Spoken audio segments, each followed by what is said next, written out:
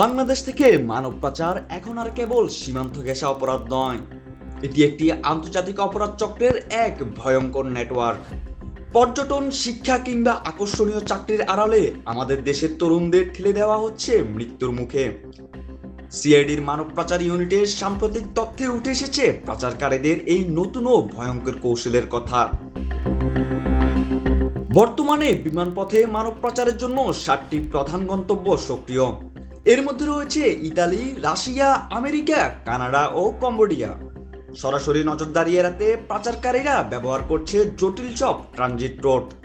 যেমন ইতালি নিতে ভুক্তভোগীদের প্রথমে নেপাল বা ভারত হয়ে মধ্যপ্রাচ্যে নেওয়া হয়, এরপর লিবিয়া হয়ে বিপজ্জনক ভূমধ্যসাগর পাড়ি দিতে বাধ্য করা হয়।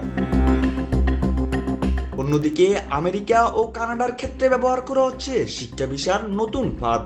মেক্সিকো সীমান্ত দিয়ে অবৈধ অনুপ্রবেশের চেষ্টায় প্রাণ হারাচ্ছেন অনেকেই। প্রযুক্তির আড়ালে এখন বাড়ছে সাইবার দাসত্ব।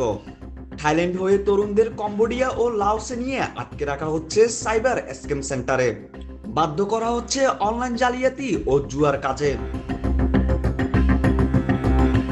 আর যারা সমুদ্রপথ বেছে নিচ্ছেন ছোট ছোট মাছ ধরার ট্রলারে করে, তাদের মাসের পর মাস সাগরে আটকে রাখা হচ্ছে। অনাহার, নৌকাডুবি আর মুক্তিপণের জন্য নির্যাতন জলপথের পাচারকে করে তুলছে সবচেয়ে নিষ্ঠুর। গত কয়েক বছরে সিআইডির শতাধিক মামলা ও 3 শতাধিক আসামিকে গ্রেপ্তার করলেও কঠোর আইনের কার্যকর প্রয়োগের অভাবে পার পেয়ে যাচ্ছে মূল অপরাধীরা। বিশেষজ্ঞরা বলেছেন, কেবল অভিযান নয়, প্রয়োজন সামাজিক সচেতনতা। যে কোনো সন্দেহজনক বিদেশ যাত্রা, অস্বাভাবিক রোড ও অনলাইনে লোভনীয় চাকরির অফার পেলেই যাচাই করুন। আপনার একটি সচেতন সিদ্ধান্ত বাঁচাতে পারে একটি জীবন। সচেতন হন, নিরাপদ থাকুন।